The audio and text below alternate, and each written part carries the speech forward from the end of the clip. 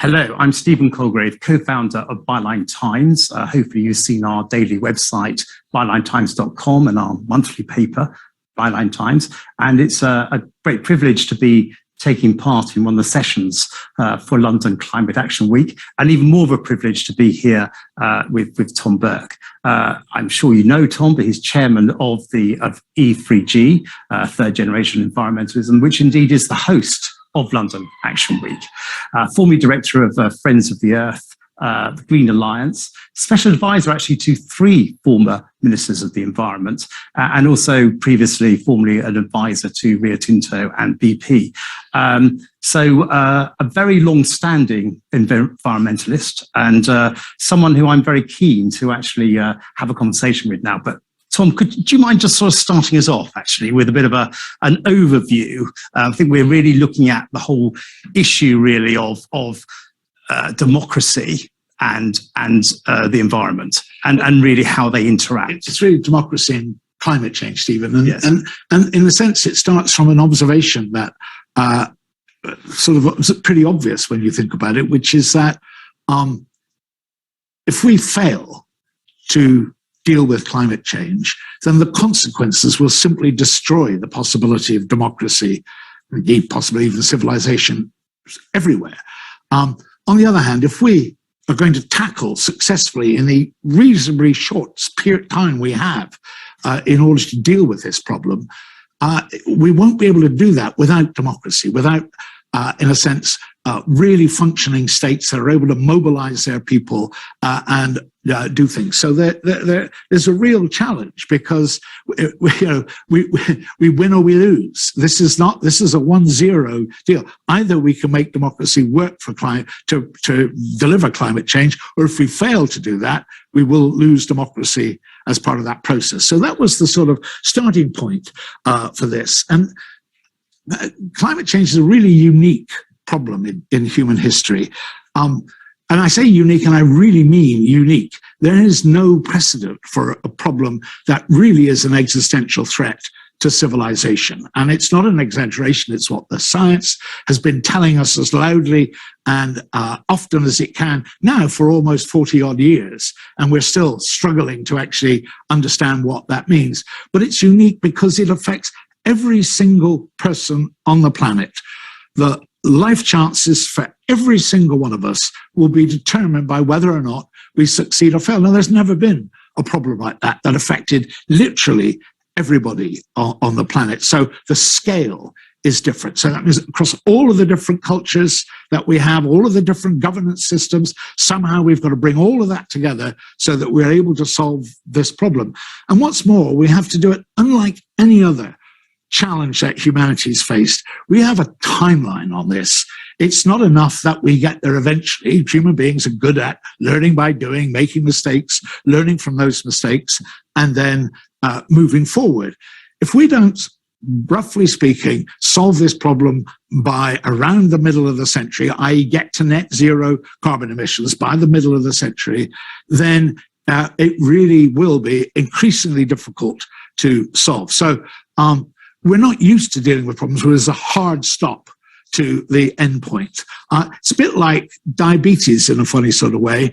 You know, diabetes is a disease that gets progressive and it's very much asymptomatic. You don't know you've got it, but it gets worse. The longer you fail to deal with it, the worse it gets. And eventually you go past a point when it doesn't matter what you do, you've gone too far and you can't recover back to sort of stability. So it's very, in a way, we've got a lot of people nowadays have got personal experience of the dynamics of climate change. And what's also very interesting about it, not perhaps totally unique in the other way, is that we actually understand this problem very well. We really know what the cause of this problem is. It's simply and basically burning fossil fuels. So in that sense, we know what we've got to do with it, deal with it. So now we know both the cause and the consequences. And we know that if we stop burning fossil fuels, then the problem will stop getting worse and will allow us to then, as it were, get back to, in a sense, a healthy planet, if you like. And we already have the means to do that. We have the technology now that is available now that would allow us to build an energy system, should we so wish, and put the effort and resources into it that did not depend on fossil fuels. And we're going to have a lot more technology as we go forward. And we're not going to make an instantaneous change. There's no kind of magic bullet that turns us over. But we also know it won't cost the Earth to do that. It will cost the Earth if we fail, or at least it'll cost civilization. It won't cost the Earth to do it. We spend about $1.2, $1.3 trillion a year on delivering fossil fuel energy. It will cost about the same to deliver renewable energy. So it's not that we can't afford to do it. However, it's a massive change. And as with any change, there'll be winners and losers. Some people will benefit from the change, and by and large, they'll be very happy to go on and enjoy, as it were, their benefits. The losers, however, if we don't actually be very careful about it, will get very, very resistant and will form really strong opposition to making that sort of change. Now, politics is the process by which we choose who wins and who loses, or what we do about the losers. So politics is central. We really don't have a problem with technology. We have lots of problems, but not a core strategic problem, nor do we have a problem with economics. Again, we have a bit of a problem with economists who quite often come up with the wrong solutions, but we don't really have a problem with the economics. But we really do have a problem, and I think we're under-researched, we're not paying enough attention to it, with the politics of climate change. That is, with bringing together the coalitions of people and interests that we need in order to make this unprecedented change in terms of its scale. And in a sense, what we've learned from the various tech revolutions we are still going through is you can't have a technology revolution without a social revolution. And an awful lot of our attention is focused on how to make the technology revolution work. We're not really focusing on how to cope with the social consequences of that. So how do you make sure that the people who've really worked hard to make sure we have fossil fuels available for us to meet our energy needs don't get left behind as we shift out of fossil fuels into the cleaner, greener, a safer economy that's there for the asking? And that's really where politics becomes central to it, because we're not going to make that kind of massive change without government playing a central role. But in particular, if we want to make a social revolution work to accompany the technology revolution, governments are going to have to do an awful lot of that work. You can see how the marketplace will do a lot of the work, the capital markets do a lot of the work of making the energy transition, but it won't be up to the markets and carbon prices and those sort of things to make the social transition. That will require a lot more from government than I think any of us have ever really been used to.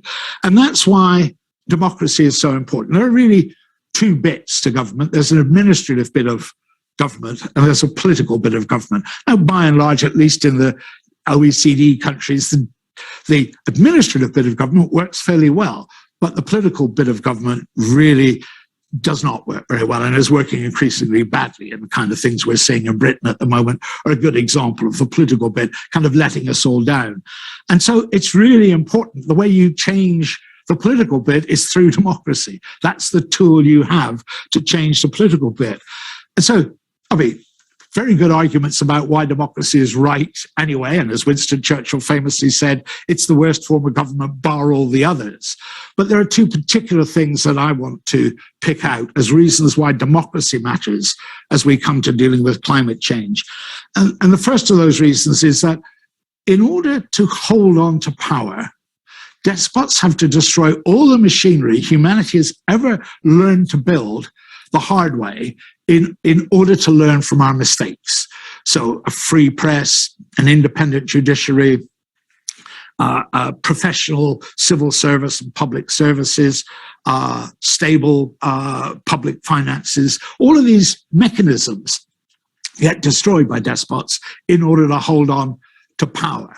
And there is no mistake-free way to make the changes that we've got to make, given the scale and complexity of them. We're going to make mistakes. So we have to retain that ability to learn rapidly from the mistakes. And I think in particular, we need we're going to make mistakes in the social revolution in terms of making sure that we don't leave people behind as we make the change. And the second reason is this can't be done by governments or indeed by markets or business alone. We've really got to mobilize a whole of society approach to dealing with this problem. And if governments are not seen as legitimate, and if you like, what democracy does is legitimize the use of state power, then if governments are not seen as legitimate, not felt to be legitimate by people, it's very hard to mobilize them to play their part. And literally, this is going to be, people are going to have to play their part down to the smallest villages in the world, through the cities, the towns and cities, regions and states. People are going to have to join in. And they won't join in if government is felt to be legitimate, because what you really need when you want to mobilize large numbers of people to change is people need to trust you. And in that sense, if the government is not felt to be legitimate, that trust that's necessary to get people to move, to join in, is missing. Now, we saw how powerful that could be, for instance, with COVID, when we constantly found the government was trying to say slow down in making change, and the public had got the message, and we're trying to drive the government to do more and be more aggressive. So there isn't something wrong with the people. If they trust, if there's trust there and they're well led, people will do what the best they can to make a difference. And I don't think we can solve climate change without the people joining in and doing the best they can. And that's why I think democracy is not just a nice to have, but absolutely central to solving the problem of climate change. And by the same token, if we don't solve the problem of climate change, we won't have very much democracy left. So that's really what the point of that I've been trying to make. No, I completely agree with you. I think, though, there are some worries because obviously, as you say, it's a whole system change. It's a huge change. And we also have some big parts of the world that don't have democracy. Yeah. Like China, obviously, is a very important partner to this. Yeah. And, and you have Bolsonaro, in the Amazon, in some key places in the world, really, for this fight against climate change. We don't really have democracy in place as such. I think what's more worrying, too, is just generally politicians, because what you're talking about are people that can lead people. Because you've got to lead people to somewhere which is perhaps a bit scary, a bit unknown. So that sort of trust and leadership, I feel you're absolutely right. You've got to have democracy as a building block, but you need a particular type of politician. Yeah. Democracy isn't enough on its own. And I'm really talking about not so much about the forms of democracy as the reality of democracy as a sense in which there is a legitimization of the use of state power. Because, as I said, without the use of state power, we're not going to be able to mobilize the resources and focus them on dealing with the problem. So you're right. And you're absolutely right that we're a long way from having democracy everywhere. In fact, the various people who run indices of this thing have tracked over the last few years how the number of countries in which there is democracy or a move towards democracy is declining, not increasing. But unless you identify the problem, then you're not going to address it at all. So my first step is to identify the problem. And also, I'm not looking for the perfect to be the enemy of the better than we've got.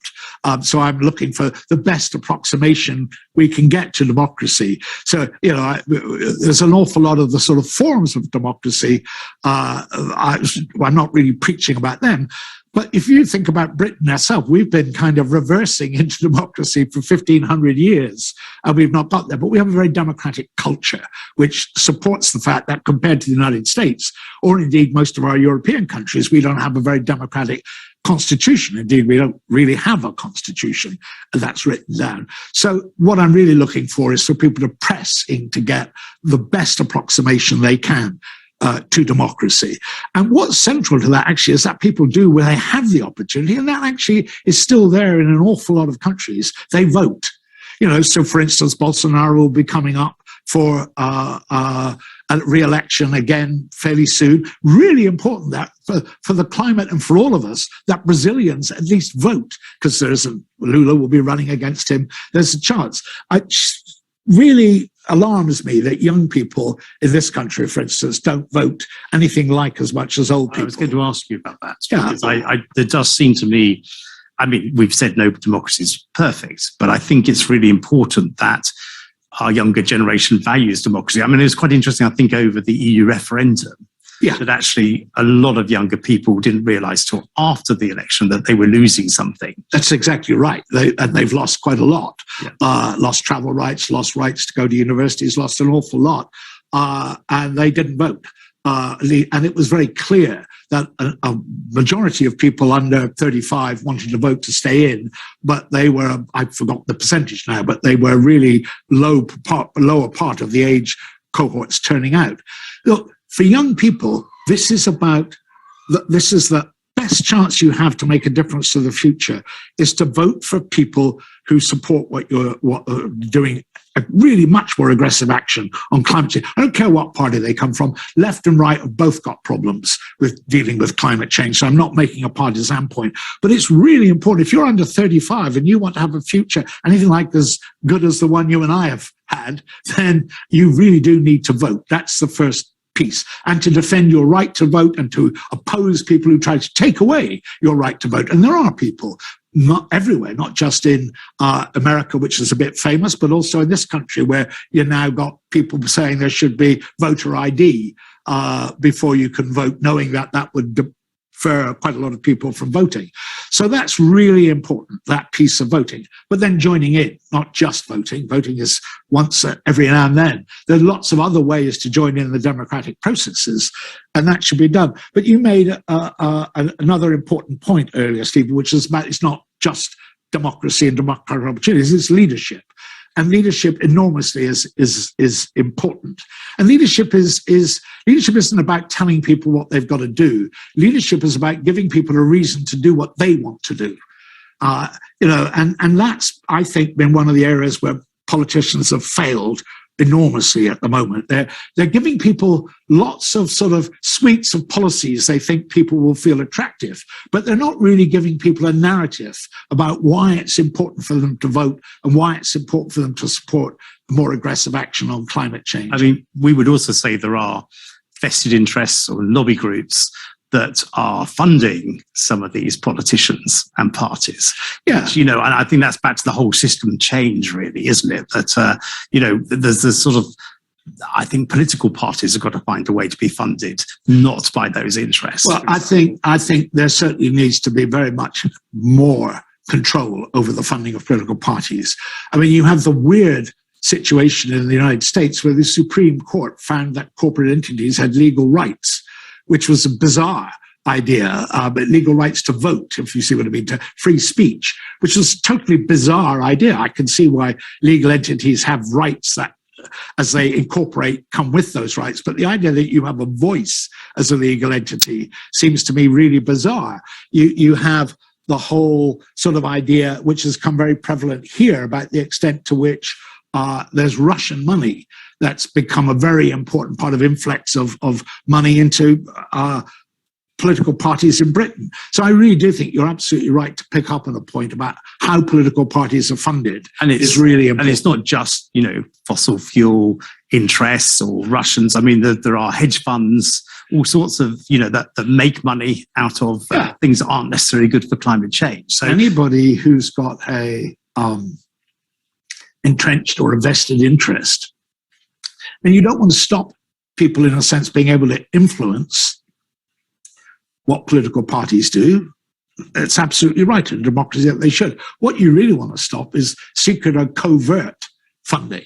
Now, we have laws that are supposed to prevent that, but they're not properly enforced. They're not very rigorous. There are lots of loopholes. Keeps us very busy in terms of investigations. But, exactly. but I'd like to go back to this point about the fact that the public are ahead of politicians often, and really somehow politicians got to leapfrog over them in a way and help them move forward. But at the moment, they seem to be a drag on the public, really. I think that's exactly right. And I think what's happened in the last few years, the politicians haven't really cottoned on to yet. And what's really happened is that the science has been validated in the public mind by experience.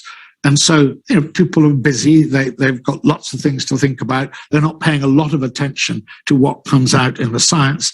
And they're always a bit unsure they've remembered it correctly. Most people, they're not quite clear about what it means and means for their life.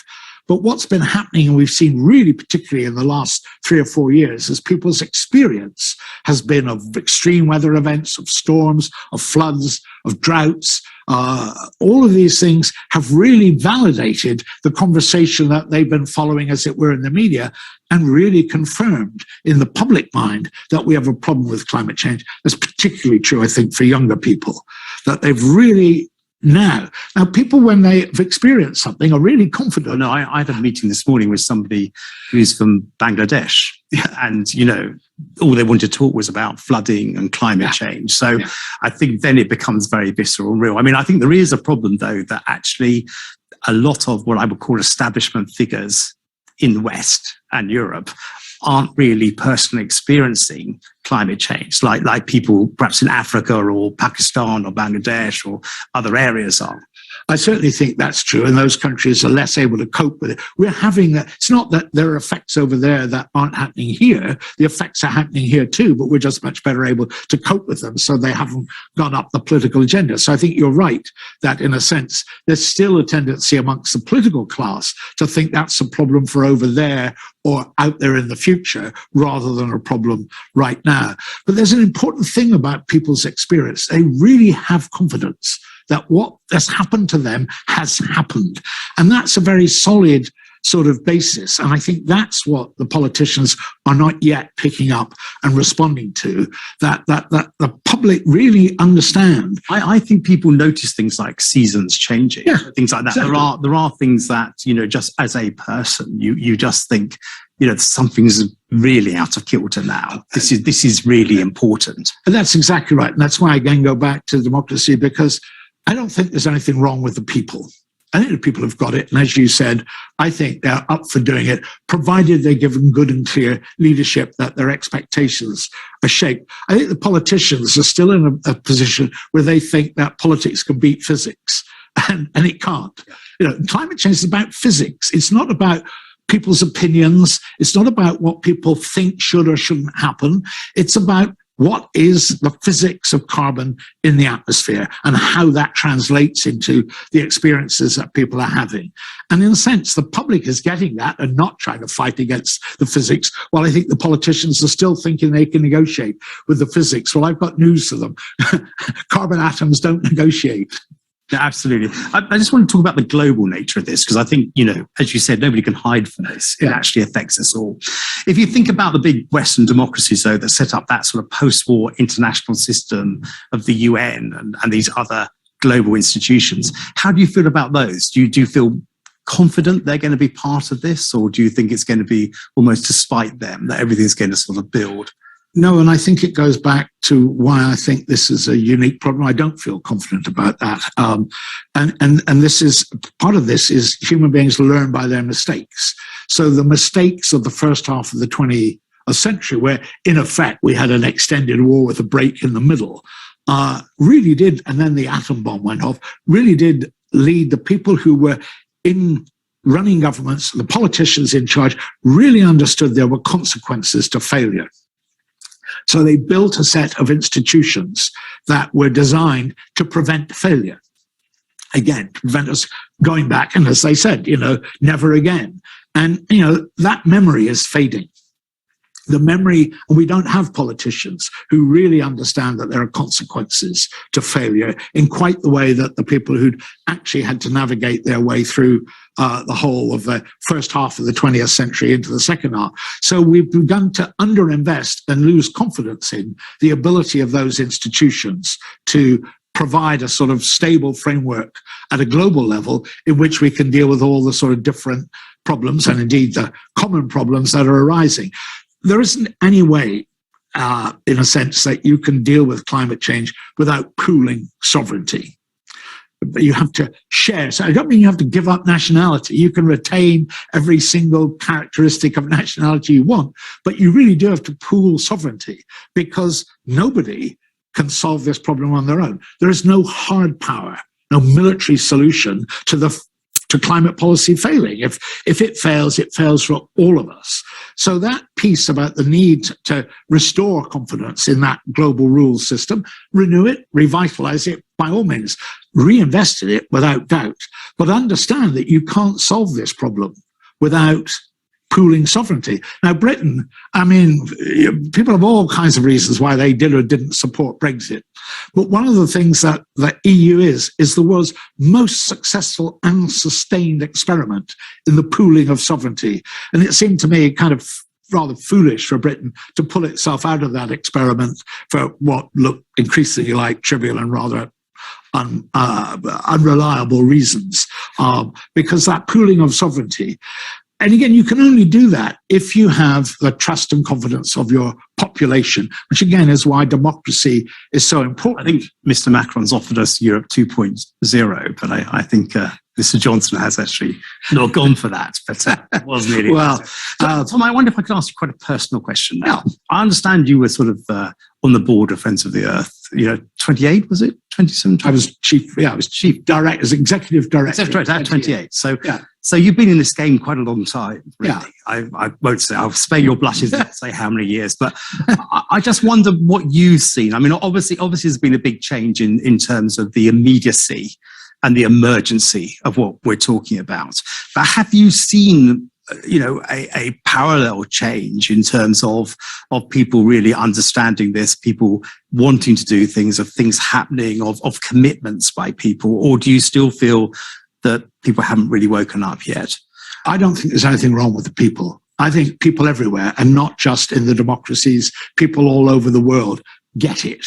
And they want to do something about it. And when they can, they do something about it. And we've seen that in all kinds. I mean, we could spend the next several hours going through all of the kind of different things at different levels, from the very smallest, localist level to the largest, as it were, geopolitical level, where people, when they can, have made an effort to do something.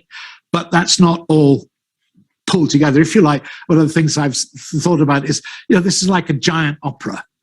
Climate change, dealing with climate change like a gigantic opera, which has enormous number of players on the stage. They've all got parts, but nobody's written a libretto. And that's, in a sense, what leadership does. So we don't really have good global leadership that can write that libretto, sort of give everybody a sense of where their place is. But my confidence in the people is not just because I've seen lots of the things that people have done, but it's also when you look wider, you look at the fact that in Britain, people who've probably not had a pay rise for 15 years, every time there's sports aid or children in need or Red Nose Day, they cough up 30 million, pretty reliably, 30 million out of those already strained pockets. So it tells me there's nothing wrong with the people. And as I said earlier, when you look at how people in this country and indeed around the world responded to COVID and how the reaction from the public was to pull together and share, I don't think there's anything wrong with the people. So I think one of the reasons for wanting to raise this issue is to then focus on, well, how can you take advantage of that? How can you turn that into something that really makes a difference? And that's by focusing on this question of democracy, participating in democracy, fighting to protect it because it is under attack. But that's, and it's my act of faith in a way that there's nothing wrong with the people that keeps me doing it. Because there are times when it's been pretty gloomy, like now, in the way, in the middle of a war, a huge a recession coming on, cost of living crisis, you can get pretty gloomy. And if I didn't have that underlying confidence in the common decency of people everywhere, not just in Britain, really throughout the world, then what would be the point of going on making all the effort? And I do have that faith in the people. So if they're not doing what's right, what am I doing or what are we doing that's not really tapping into that basic common decency? And that, for me, is the core challenge. Democratic countries allow you to do that better than non-democratic countries as well. One of the things that you see in China, as you pointed out, China's destroying any sort of civil society, that capacity for people to organize themselves to do things in order to hold on to power. That's why despots are so bad. Here we have this fantastic response of people to join organizations and join in with something. I think on the flip side too, supporting what you're saying, a lot of those sort of far-right entities that have been anti-vax and other types of fake news, they're the same people that are against climate change. So you begin to realize it's the undemocratic elements that are actually against what we're talking about. If you have a problem that requires you to give up your core political project around which you've built your identity, you can't have the problem. So you have to deny that it exists. If your core political project is smaller, possibly no government, lighter taxation or no taxation, lighter regulations or no regulations, never expanding freedom of choice for individuals, you've probably got a bit of a problem with climate change. So you better work out how to stop it being there. Absolutely. And you see states that where democracy becomes in danger, you find civil institutions get attacked as well, which is very much the rule of law, the independent civil service, all things that we know are going to be incredibly important in terms of fighting climate change. Well, we've had about half an hour. We'll keep talking. But it might be some people want to ask us some questions. So I think at this point, if anyone wants to ask a question, please do. If we get no questions, we'll just keep chatting. We won't have a problem carrying on. We'd love you to join in if you could, really. So George is going to type up any questions that arrive, and we can sort of keep chatting. Are you all right? No, I just got a little cut. I moved my leg and I got a little. You can have a little run around if you like. Run around the table would be fine, really. So XR, Extinction Rebellion, always said if you had 3.5% of the population, rising up and really voting and putting pressure on for fighting climate change, you would be able to sort of overturn governments or get governments to really change their focus. Are you sort of a believer in that type of thing? No, I don't. I think that was probably some pretty shaky analysis. And certainly applied to this problem. I think there's well more than 3% of people in this country want to get something done about the problem and are willing to take action to do so. So having said I don't agree with that sort of analysis or change model, I think change is more complicated than that. And bringing about change in society, change across nations and cultures is much more complicated than that kind of piece of analysis would do. But I think that challenge and provocation is a perfectly legitimate tactic to raise awareness, to draw attention to the scale and the spread of popularity of an issue. I think that's a long established tradition in Britain in particular. So I think Extinction Rebellion were in a way reflecting exactly that level of public support for action on climate change. They were an expression of it. They weren't the vehicle for changing it. They were a manifestation of just how far people in Britain wanted to act. And you saw that in the classic kind of piece that came, there's incidents in our history where when you had very, very tough laws against sheep stealing, when juries wouldn't find somebody guilty because the penalty for being found guilty was you got hung. And you found a couple of examples during the recent Extinction Rebellion where juries simply refused to convict somebody of things because they quite correctly felt that they, as it were, the law was in error at this point. And, those boundaries are partly how you move democracies forward. You explore the boundaries. And I think it was quite right that when people really did things that threatened or put other people at risk, that you had much more vigorous reaction from the authorities. But exploring that, Gray, I spent a large part of my life as an environmentalist, and certainly exploring those boundaries was part of what we were doing back in the 70s and 80s when we were struggling to raise any kind of awareness about the broader environmental questions. So I do understand and understand exactly why Extinction Rebellion, not only why the people did that, but also why it got such a broadly positive response from the public, though government didn't like it very much. But governments of any kind, even democratic governments. A few newspapers didn't like it either, I seem to remember. Yeah, but some of those newspapers, I'm quite hard to distinguish between the government and them. Well, at least the political part of the government. Very astute observation, I think, really. Very astute observation, especially when you've had a prime minister who's actually been a journalist writing for one of those publications. But that's not really our well, not too much our subject for today. But I wondered, is there a democracy or a country, a democracy that for you is going a little bit further, faster than other democracies, do you think, down this route? It's hard to in a sense, run an index in that way because countries are very different. So a country like Britain, whatever the fifth or sixth largest GDP, has different set of problems in making a transition from a country like, say, Denmark or Sweden, much smaller scale, much more coherent. They're more democratic countries and they've clearly gone further. But I'm not sure what that's telling you, really, because of that difference.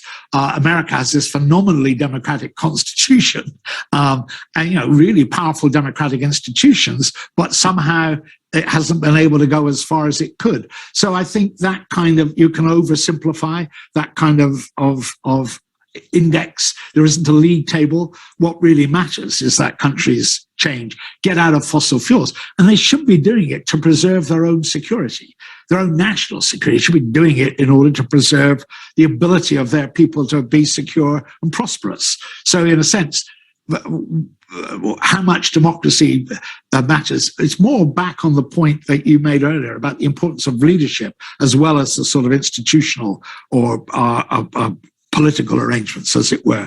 Are you getting the right leadership that's appropriate to where you are?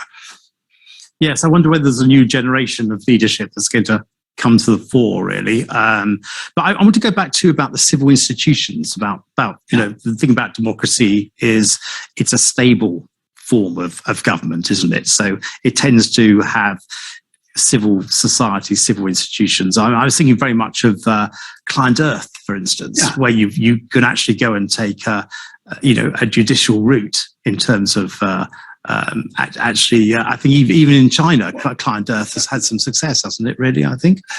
The reality of democracy is you have checks and balances. And so, and overall, you have the rule of law. And the rule of law is kind of an interesting question in lots of ways, because you can't have democracy without the rule of law. And we saw in the United States in January of this year how fragile the rule of law can be, even in a very strongly institutionalized democracy like the United States. And you can't really have the rule of law without social cohesion. If people don't believe that the law will work for them and will be fair, then there's no reason to support it, and therefore you can't really have democracy without the rule of law. So there's a sort of triangle, in a sense, in every country that underpins the ability to deal with climate change, which is the triangle between social cohesion, the rule of law, and democracy. And you have to build and maintain that. So some of the threats, actually, to democracy can come in very ways you're not looking for. And one of the things I'm very conscious of is the extent to which we're underfunding the legal system in this country. So you have lawyers on strike today because their income has fallen 28% in real terms. You have courts held up because the government's closed down courts. You have a whole series of sort of institutional arrangements, failures that are weakening people's confidence in the law. You have rape victims who can't get into court. You have criminals spending 2 or 3 years on remand. All of these sort of failures undermine the rule of law. And if you're undermining the rule of law, you're undermining democracy. If you can't challenge legally, protest legally, then you're undermining democracy for all those reasons you say. We've got a question actually coming up, which is great. We've got, I think it's Michael, can't quite see it. Let me put my glasses on. Right, jolly good. Right, Michael Lamotti, postgraduate researcher in anti-blackness in climate policy, says nothing has changed under our political democratic system in the West. Therefore, people like Andreas Malm and others, including indigenous people around the world, are talking about literally smashing pipelines. Increasingly, it appears to be the only option for change, a stepping up protest towards revolution. What part of democracy gives us hope we won't need to take the revolutionary route? So, interesting, isn't it? I mean, it comes a little bit back to the XR question we had, which is that have we got time, I suppose, for democracy to work? Is democracy a very slow way of working? Do we have to do something, we're talking about climate emergency, do we have to take, things in our own hands and be much more sort of action orientated about this? I understand Michael's impatience, and let me tell you, I'm a 60s kid. I mean, I've been there on the need for change and revolution. But you have to say, what's your change model? So how does your action bring about change? And one of the things that I'm very conscious of is that if you challenge power, you better be sure you've got more power or you lose. So I'm all for, as I said about Alex, I'm all for the piece of provocation, which democracy should allow. Democracy should allow. Yes. But when you're starting to challenge power, especially when you're starting to challenge power that's been legitimized by democracy, you will lose. That's a lesson, if you like, from 50 years of environmental campaigning. You will lose. You will not win that way. I'm concerned about winning. I want to win. I didn't agree with Michael's premise. I understand his frustration, but lots of things have changed. We do a lot of things better now than we did when I was first running Friends of the Earth. We're not doing anything as much as we should be doing and change, whether it's actually on the environment or indeed a number of other issues. Some issues have changed in ways I would never have believed. We now have same-sex marriage. I can promise you, 30 years ago, you would have thought that was a dream beyond anybody's ability to deliver. Yeah, it happened here. So I don't think it's right to say nothing changes and nothing changes in democracy. I think that's wrong. Do the things you want to change as fast as you want them, not very often. That means you need to get engaged and make sure you elect the right politicians, make sure you engage yourself in the political process. But I don't think we're going to solve this problem by delegitimizing the use of power. What works in different countries, it depends. There are countries where it may be right, as Michael was saying towards the end, where you have no ability. China might, for instance, in some people's estimation, be one, where the only option you have is to, as it were, try to rebel against it. You've got to be pretty damn brave if you think you're going to rebel in China. And I have enormous admiration for people who are that brave. But the lessons from examples around the world of people trying to do that against state power are not good markers for success. So again, understanding that people in their situation, there are places where that would, to my mind, be exactly the right thing to do in terms of moral and courage, personal courage and conviction. Whether I think that would change very much, I think that's more open. It's interesting. I was thinking about those countries, the COP, the countries which are actually facing the problems of climate change now, in a very, very real way. And obviously they're hoping to get money from the West. But in a sense, you could see them putting huge pressure on other nations because of what they're facing. Yeah, I don't think they could use Michael's. No, not Michael's theory. but they could be slightly more radical, potentially, I suppose. But you are in a battle of power. What power do they have to get the G20 countries, which are responsible for about 80% of carbon emissions? What power do they have to do that? If you can't negotiate a solution, you can't, as it were, arrive at a common problem, a way of addressing the problem, then it's about negotiating your power against their power. And by definition, the countries that are most vulnerable, suffering most from the problem we've caused, have very little power in that situation. The danger for us is, in a way, that we don't understand how much in our interest it is to solve that problem. So we look at, what did we do this year? The Prime Minister went to the G7 meeting in Cornwall at the start of that COP26 year and announced he was going to cut our aid budget. And there were loud claps certainly from some of the newspapers in this country, as if that was a smart move. Well, if we don't help those people make their countries work, then you will need more than Rwanda to deal with the tides of immigrants that will be coming. And also, it might take money off China for the Belt Road, which is probably going to be a lot less environmentally sustainable. Well, and I see, interestingly, that the G7 have just announced, in a sense, they're going to compete a bit more aggressively to provide money for infrastructure and in a sense, climate compatible infrastructure to compete a bit with the Belt and Road Initiative. So I think that's quite good. But I think you've got to see, the reason I said about the pooling of sovereignty earlier on, and the reason why I think that was so important is, as I said, there is no escape from climate policy failure. Nobody escapes. It might come at you in all kinds of ways you didn't expect, but you will pay a price if you fail. So thinking about giving overseas aid, it's investing in making sure that we're sharing our sovereignty and that we together have a more secure future. So that's the point about then political ideas. And what scares me a lot about our sort of current political discourse is you end up with these sort of floating suites of policy initiatives that politicians think will appeal to one audience or another audience. And you don't talk about the key sort of political ideas. Freedom. Climate policy failure will take away freedom from everybody for all kinds of things. So you now have a battle between what's more important, our freedom to burn all the fossil fuels we want, or our freedom to have a freedom from a climate we can't live with.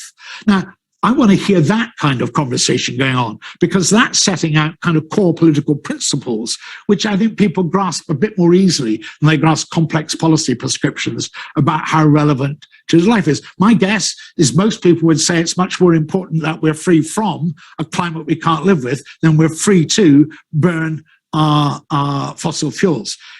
You have a very clear signal from the public on that, then governments are freed up to take more aggressive, more sustained action to deal with the problem.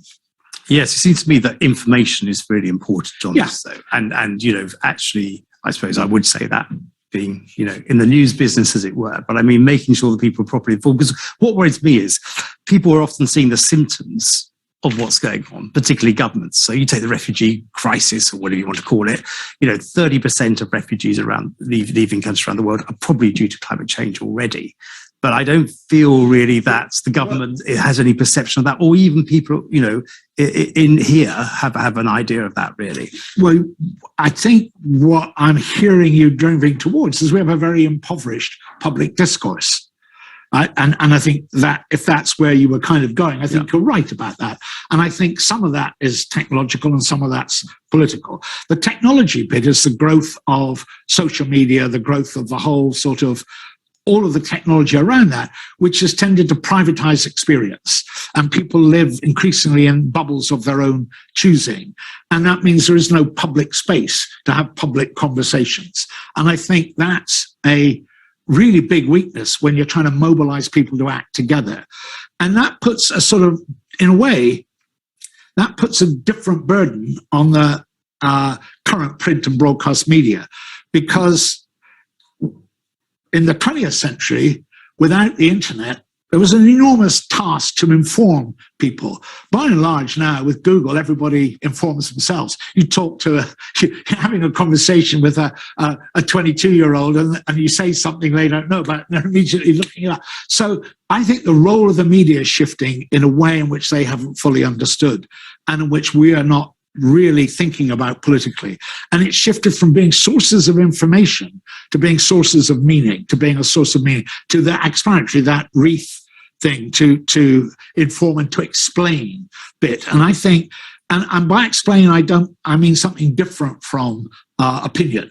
And I think perhaps connecting some of these dots as well. Well, that's exactly my point. Connecting some of these dots. That mission to explain more. Now, how do you square that with a whole battle over attention? And I understand and news cycles. So yeah, exactly. Yes. So there's a whole. I mean, I'm trying to set out the challenge. I don't have a remedy for it, but I think there's an important piece for the media now, both print and broadcast media, to see their role less about informing of things, at least in relation to a problem like climate change, and more about the interpretation, the meaning, and building trust and confidence around the meaning of that for people's lives, that it is about that straight information piece. And that does mean sort of more editorial judgment, more care editorially, and it does mean sorting out the opinion piece and being really clear about the boundary between opinion and explanation. And perhaps allowing a bit of physics to get into the media, as it were, really. But I would like to circle back a little bit to this younger generation, because you know, all the polling we've done shows that climate change is right at the top of their concern. But somehow we're not reflecting that in society. We're not, these people, as you say, young people aren't voting enough. They haven't got enough voice in the media. They don't, their voice doesn't seem to be being heard and having any purchase of what's going on. I wonder what we could do about that, why that is, and is there anything we could do to help that, other than, you know, a generation dies off and a new generation comes. I think it's too long. I think it's a moving on from what I experienced when I was that sort of age, when I joined a local Friends of the Earth group, and the idea was you just wanted to raise awareness and you wanted to draw attention to something. And I think, in a sense, we've gone past that point. So I think there's a much, and the organizations, like all those civil society organizations, the really important thing is to get people to do something, rather than to get people to say something, to get people involved in doing, to give them some agency, even if it's very local and immediate. Because I think what's awful about when you talk to young people, and I talk to young people and see that sort of sense of gloom as they look at the future and how that doom, no real sense of agency. And when I was a 60s kid, it never occurred to me you couldn't solve the problem. It took me a long time to learn. It was a lot more difficult than I thought then. But you started from that sense the problem was solvable. You just had to talk about it a lot. I think now it's much more about doing and being able to do, which is partly why you see this massive influx of people into all kinds of different environmental jobs. Wanting to work, whether not just in environmental NGOs, I mean, in all through the different institutions, particularly the city. There are now something like 10, 12,000 environmental green professionals in the City of London, which is like mind-blowing. No, I think there was some research the other day that showed that actually if you invest in green industries, actually it's a far better profit return. So it does work within our existing system in a way. Well, and partly that's them responding to the upward pressure from the recruits, because they need the best and brightest to work, and the best and brightest bring their predilections with them. But I think the civil society organizations, the NGOs, need to do a much better job of getting people to do things rather than simply to, click to this, sign petitions and go on demos. Because I think we've gone beyond that, the point where unless they're like Extinction Rebellion or something like Greta, they're really making a difference. And, it's one thing to get that headlines right, but actually dealing with this problem is a much more sustained effort than just getting the right headlines. It seems to work very well when it's a single issue, like, not having plastics or eating plant-based food. I think to me, that's a good sign. It shows that generation is very keen to actually do things and actually change the way they live. It's just how do we help them go to the next step, as it were, really? Well, exactly. Vote and do. So change your lifestyle, and that's brilliant. I mean, we've seen a lot of that from the markets. What you get is an echo back from the people doing market research about what people want. Then you start to create that feedback mechanism that encourages the kind of change, which we've seen enormously in things like diet, things like that. Again, in ways I wouldn't really have expected to happen so quickly. But this is a bit more than about individual choice. Dealing with this problem is a collective decision-making problem. It's not an individual decision-making problem only. We've got to work together. So pooling of sovereignty at a global level is the kind of overarching. I think that's the issue. It's persuading people that it's not just what you do individually. Yeah. It's actually voting. It's actually putting pressure on. It's actually talking about things that are going to make a democratic change that then means there's going to be a system change. Yes. And that's a difficult thing to talk about, because you're talking about something that's very personal and quite small to something that seems very big and amorphous, really. Well, and it would help if you had leaders that were posing the choices that people could grasp. I mean, look, we need to innovate a lot in order to get through this problem in all kinds of. I don't just mean technology innovation. Yes. But if we're going to innovate, if you're going to take those, you need competition. Competition is what drives innovation. But if competition exceeds a sort of limit, an envelope of cooperation, then it becomes chaos, which is what we saw with financial competition in the financial sector with the financial crash. Absolutely. It just becomes chaotic. So you have to have innovation. So you have to have a discussion about how do you get competition and cooperation to work together. I think Alex here has got a very good question, actually. Alex Green at Ashton. What do you think of the role of schools and education in changing society? I think it's a central role. It's a central role. They're not, as long as they're not campaigning. institutions. But it is a leadership role as well. Yes, education. but leadership gets you to do what you want to do, to reflect your interests and to act on your interests. Management gets you to do something that needs to be done. So there's an interesting boundary that you can cross. Yes. And I think people would be very alarmed if they thought we were trying to turn our schools into places that we're going to be campaigning institutions on climate change. No, I suppose it's a bit like us in newspapers and news, because what we're saying is, we have to provide people with the insight, Yes. and the information, Yes. and the investigations, Yes. that then give them the tools to go and do things. The It's the same with education; it gives you the tools to then go and do something after. And that's the central role that With Alex is asking about, is the provision of the tools. We really, in a way that was unimaginable to me when I was at school, we really have information on tap.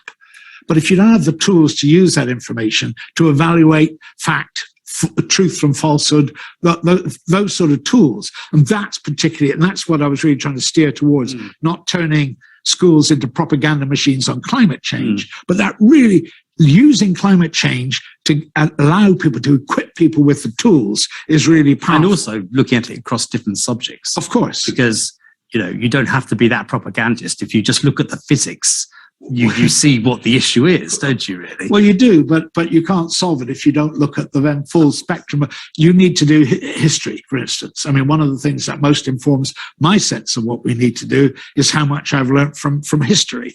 You need to do economics. So you can't locate this. That's why it requires a whole of society response, because you can't deal with it in the pillars. And that's a particular piece, again, about schools, which are not about, as it were, teaching. They're about equipping people with tools to understand. They're not about giving people doctrine to sign up to. And I think that's really the important point I wanted to make on schools. And we've got by and large, they've been 4 minutes left now. So if anyone else has a question, it'd be good for them to give us now. But it might be worth us I'd probably sort of a bit of a summing up question, as it were. So if you were Prime Minister of this country now, arise, Sir Tom, I wonder what you would be doing. How would you be leading this country now in terms of what we're talking about? What would you be doing differently, as it were? Well, first of all, telling the story about how this is an enormous opportunity for the people of Britain to do something that's good for themselves and good for the planet. And what's more, the thing they need to do most immediately, which I will be wanting government to support properly, is to get their bills down by saving energy, by cutting down that is the single most important thing that people can do. And it gets everybody a chance to join in tackling this giant problem in their own homes right away, and doing something that's good for their lives immediately, as well as good for their kids and good for the planet. Quite a big contribution, about 15%, isn't it? I think, of carbon. Yeah, something in this like country that. from a heating. But it's also the quickest, fastest way to get emissions down, and the fastest way to get bills down. And that's the bit that gives you, in a sense, the truth in the government. Because why on earth was that not the dominant bit of the Chancellor's spring budget statement? Now, one of the reasons for that is if you cut energy use down, you don't need to build a lot of nuclear power stations. So the government seems to have some huge thing about building lots of nuclear power stations, which is a response to lobbies, not to analysis, in my view. But it's that sort of thing that right away, because you've got to connect it to people's lives. You've got to have a narrative that connects, and I suppose, to people's lives. Industry as well could do that. Industry could become much more efficient, couldn't it?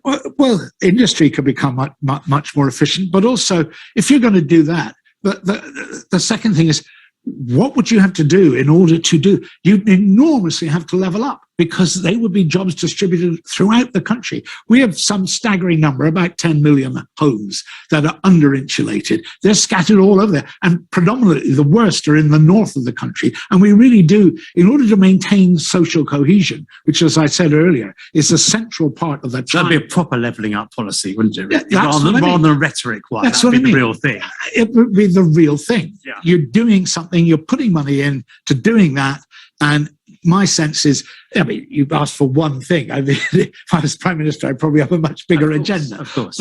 But that's one thing which gives you a kind of marker for the kind of things that I will be looking for a government that was really leading on this. There is another simple thing.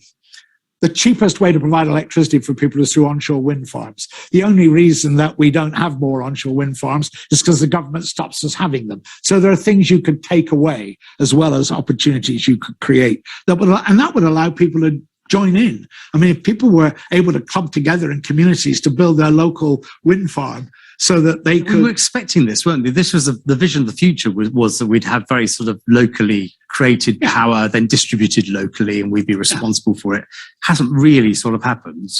No, and I think that tells you a lot about the power of the lobbies and the incumbents, and not very much about what innovation could do for us and what we're going to leave successive generations to deal with either. We're running out of time now, but I think that's quite a tangible example of how politicians should be leading. Politicians should have ideas. Yes. They should be exciting us and getting us to do things. So, I mean, hopefully, if we can keep sort of boistering up democracy and get lots of new people to come and want to take an active part in democracy, whether it's being a local councillor, an MP, the people with these sort of ideas, I think things could really change. It's a solvable problem. Yeah. And the people want it solved.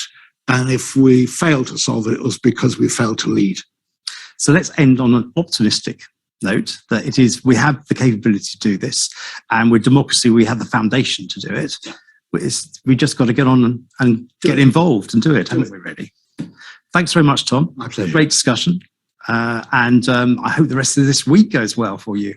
Me too.